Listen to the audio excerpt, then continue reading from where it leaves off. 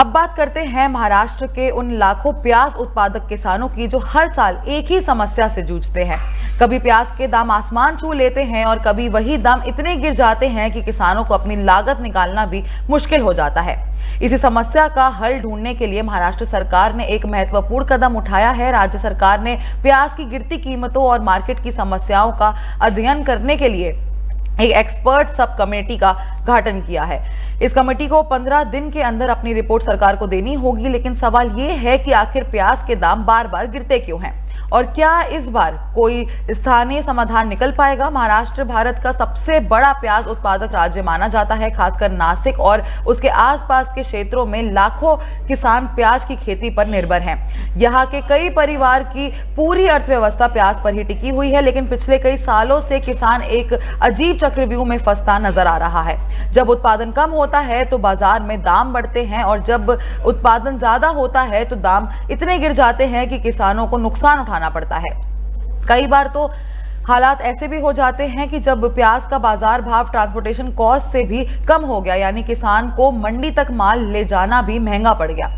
इसी परिस्थिति को देखते हुए महाराष्ट्र सरकार ने एक्सपर्ट्स की कमेटी बनाई है। ये कमेटी सिर्फ दामों की गिरावट नहीं देखेगी, बल्कि पूरी अनियन वैल्यू चेन का अध्ययन करेगी। खेत से लेकर मंडी तक, स्टोरेज से लेकर एक्सपोर्ट तक और प्रोसेसिंग से लेकर मार्केटिंग तक। कमेटी का एक बड़ा फोकस स्टोरेज पर भी है, क्योंकि प्याज एक ऐसी फसल है जिसे सही तरह से अगर स्टोर किया जाए तो कई महीनों तक सुरक्षित रखा जा सकता है। लेकिन भारत में स्टोरेज की कमी के कारण कई बार किसान मजबूरन तुरंत अपने माल को बेचने पर मजबूर हो जाते हैं। जब लाखों टन प्याज एक साथ मंडी में पहुंचता है तो दाम टूट जाते हैं। इसलिए कमेटी राजगुरु नगर में मौजूद एडवांस्ड अनियन स्टोरेज मॉडल का भी अध्ययन करेगी। एक और महत्वपूर्ण मुद्दा है export policy.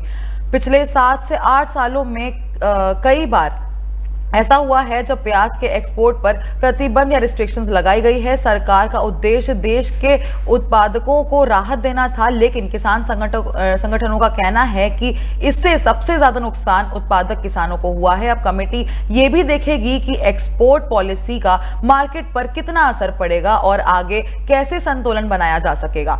Committee value addition पर भी फोकस करेगी। आज दुनिया भर में अनियन पाउडर, डिहाइड्रेटेड अनियन और प्रोसेस्ड अनियन प्रोडक्ट्स की डिमांड बढ़ रही है। अगर भारत में प्रोसेसिंग इंडस्ट्री मजबूत होती है तो किसान को अधिक बाजार और बेहतर दाम मिल सकता है।